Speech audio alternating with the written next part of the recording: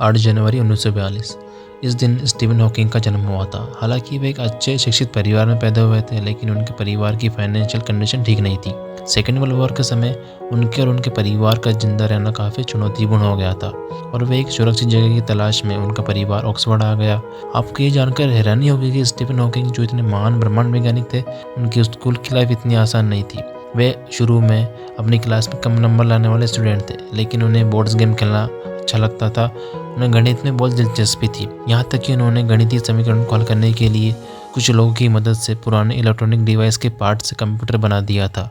11 साल की उम्र में स्टीफन स्कूल गए और उसके बाद यूनिवर्सिटी कॉलेज ऑक्सफोर्ड गए। स्टीफन गणित की पढ़ाई करना चाहते थे, लेकिन यूनिवर्सिटी कॉलेज में गणित ही नहीं थी, इसलिए उन्होंने फिजिक्स ली। ऑक्सफोर्ड में अपने लास्ट ईयर के दौरान हॉकिंग विकलांगता का शिकार होने लगे। उन्हें सीढ़ियाँ चढ़ने में कठिनाई का सामना करना पड़ा।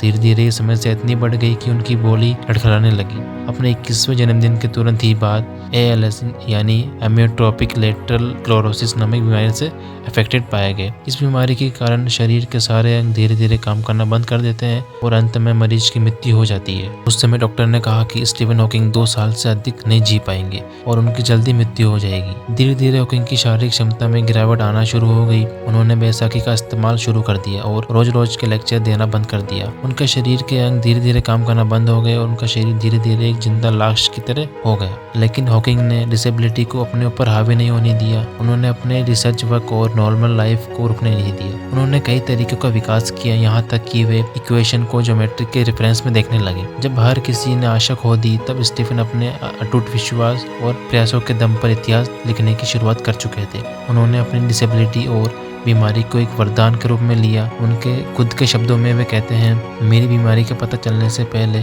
मैं जीवन से बहुत ऊब गया था। ऐसा लग रहा था कि कुछ भी करने लायक नहीं रह गया है। लेकिन जब उन्हें अचानक ये एहसास हुआ कि शायद वे अपनी PhD भी पूरी नहीं कर पाएंगे, तो उन्हें अपनी सारी ऊर्जा को रिसर्च में लगा दी। अपने एक इंटरव्यू में उन्होंने ये मेंशन किया कि 21 की उम्र में मेरी सारी उम्मीदें शून्य हो गई थी और उसके बाद जो पाया वे बोनस है। उनकी बीमारी ठीक नहीं हुई और उनकी बीमारी ने उन्हें व्हीलचेयर पर ला दिया। उन्हें कंप्यूटर मशीन के माध्यम से बात करने के लिए मजबूर कर दिया, लेकिन वे कभी रुके नहीं। उनके खुद के शब्दों में, हालांकि मैं चल नहीं सकता और कंप्यूटर के माध्यम से बात करनी पड़ती है, लेकिन अपने दिमाग से मैं आज़ाद हूँ। बावजूद इसके स्टीफन हॉकिंग का शरीर एक जिंदा लाश की तरह हो गया था, लेकिन उन्होंने कभी हार नहीं मानी। वे यात्राएं करते रहे, सोशल प्रोग्राम में भाग लेते रहे और लगभग 74 साल की उम्र में निरंतर अपने रिसर्च कार्य में लगे रहे। उन्होंने विश्व को कई महत्वपूर्ण विचारधाराएं दी और अंतरिक्ष विज्ञान के क्षेत्र में अपना बहुत बड़ा योगदान दिया। वे अंतरिक्ष में जाना चाहते थे और वे कहते थे कि उन्हें खुशी होगी कि भले ही उनकी अंतरिक्ष में मृत्यु हो जाए।